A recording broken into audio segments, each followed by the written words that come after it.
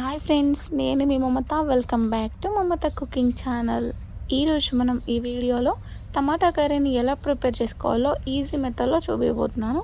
So late చేయకుండా వీడియోలోకి వెళ్ళిపోదామా?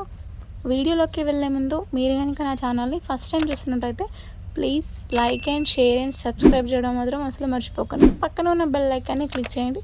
నేను ఏ వీడియో పోస్ట్ చేసినా ముందుగా మీకే నోటిఫికేషన్ వస్తుంది. ముందుగా స్టవ్ ఆన్ చేసి ప్యాన్లోకి 2 టేబుల్ స్పూన్స్ ఆయిల్ వేసుకోవాలి. పోపు దినుసులు కూడా యాడ్ చేసుకోవాలి. చేసుకున్న పచ్చిమిర్చిని కూడా యాడ్ చేసుకొని ఆనియన్స్ కూడా వేసుకొని ఒకసారి కలుపుకొని తగినంత సాల్ట్ వేసుకోండి. నేను 1/2 టీ స్పూన్ వేసాను. కొంచెం అల్లం వెల్లుల్లి పేస్ట్ ఒకసారి కలుపుకొని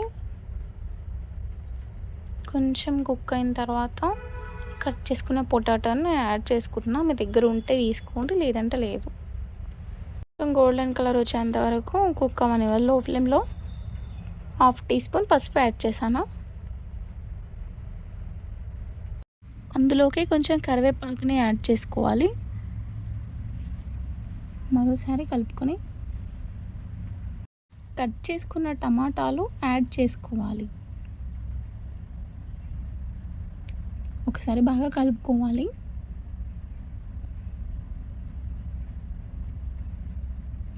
టమాటాలో నుంచి కొంచెం ఆయిల్ బయటకు వచ్చేంత వరకు లో ఫ్లేమ్లో కుక్ చేసుకోవాలి. సో ఇలా టమాటాలు మంచిగా కుక్ అయిన తర్వాత నేను ఒక 2 టేబుల్ స్పూన్స్ కారం యాడ్ చేస్తున్నాను. మీ టేస్ట్కి తగినంత మీరు వేసుకోవచ్చు. కొంచెం సాల్ట్ యాడ్ చేస్తున్నాను, మళ్ళీ ఒక 1/2 టీ స్పూన్.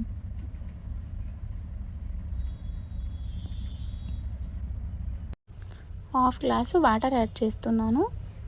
లో ఫ్లేమ్లో 3 to 4 మినిట్స్ అలా కుక్ అవ్వనివ్వాలి. లాస్ట్లో స్టవ్ ఆఫ్ చేసే ముందు కొంచెం కొత్తిమీరని వేసుకోవాలి. చాలా తక్కువ టైంలో టమాటా కర్రీని ఈజీగా చేసుకోవచ్చు. మీరు కూడా ట్రై చేయండి. చపాతీలోకైనా రైస్లోకైనా చాలా బాగుంటుందండి. మీరు ట్రై చేసి మీకు ఎలా వచ్చిందో కామెంట్ రూపంలో నాకు తెలియజేయండి.